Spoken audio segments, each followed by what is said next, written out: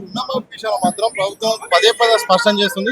కొన్ని సాంకేతిక కారణాల వల్ల రుణమాఫీ అందరికి రావట్లేదు తప్ప మేము ప్రభుత్వం పూర్తి స్థాయిలో మాత్రం రుణమాఫీ చేశామని.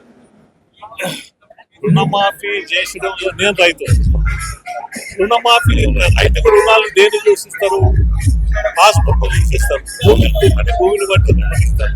కానీ దాన్ని బట్టి రుణం కాకుండా రేషన్ కార్డు రేషన్ కార్డులు లేవు. గత 10 సంవత్సరాలు టీఆర్ఎస్ ఉన్న ప్రభుత్వం రేషన్ కార్డులు ఇవ్వలేదు.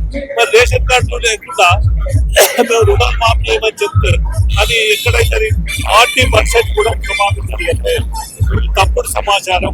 ఇవాళ నేనే కాంగ్రెస్ పార్టీకి రీచ్ అవుతుంటే గ్రామాలకు రమ్మంటే విజయాలు చేయమనండి.